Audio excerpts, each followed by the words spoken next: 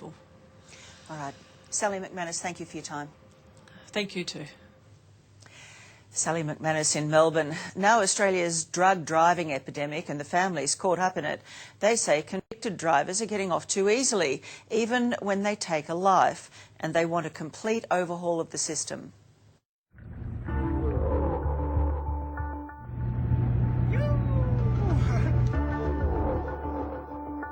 I was left on the side of the road dead, not breathing. He didn't turn around.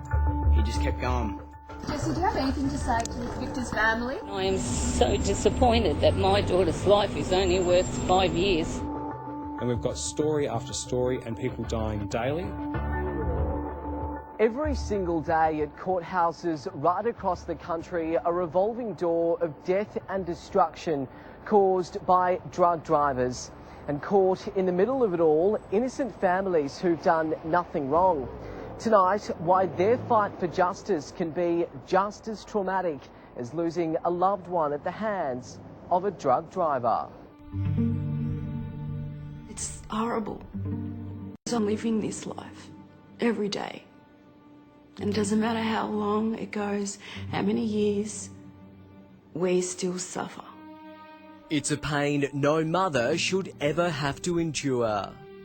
And a part of you, huge part of you, dies with them.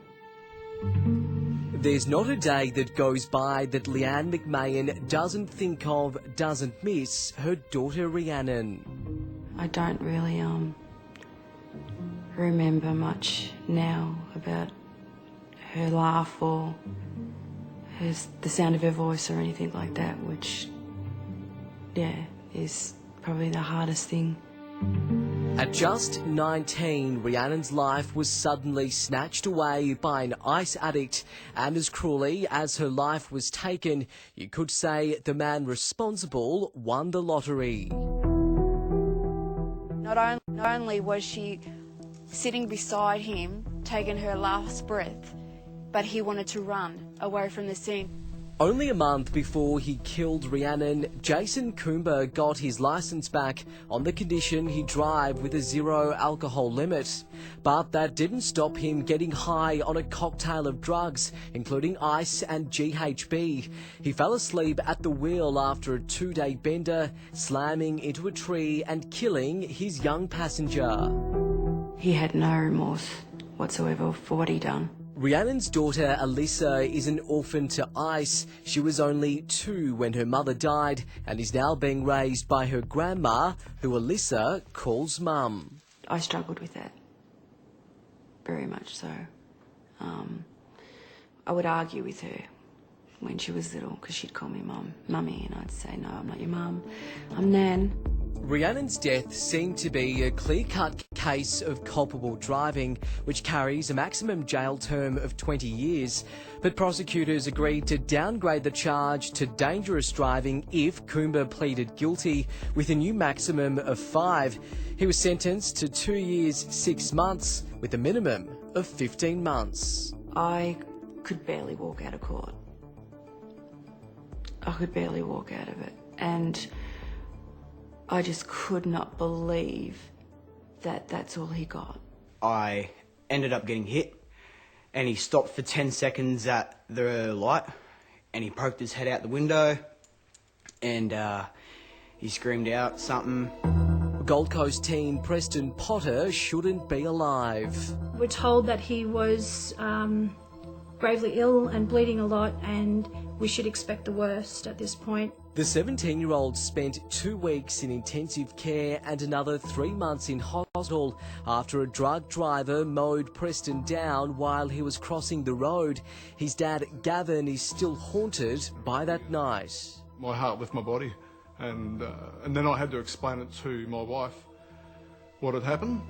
And having to do that's probably one of the hardest things I've ever had to do. Despite running a red light and leaving his young victim for dead, Robert Somerville copped a 1-month driving ban and was fined only $500. Magistrate was only presented with an unregistered vehicle, a driver driving on ice, and a driver leaving the scene is what it was. If you drive on your phone while you're driving a car with a registered vehicle, no drugs or alcohol in his system, $1,000 fine for that. He got $500 and a 1-month suspended licence. When I was a police officer, the worst job ever is knocking on someone's door to tell them they've lost a loved one in a car accident, and more of them are becoming because of drug drivers. Former cop Brad Batten is the Victorian Shadow Minister for Crime Prevention. When they find out that a person had taken, a loved one's life, a child, a mother, a father, because of drugs, the impact on that is a lot worse than just hearing about an accident that was, a random accident.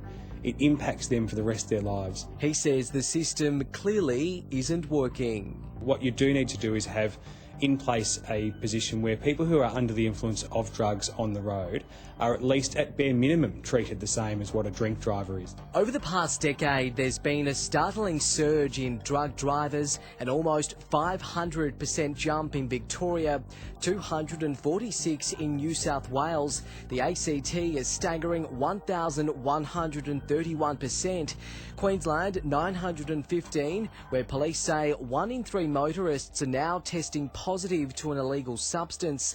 In WA, it's 117% up, the Northern Territory 218, South Australia 165 and Tasmania 76%. No amount of time in jail will ever bring Rhiannon back.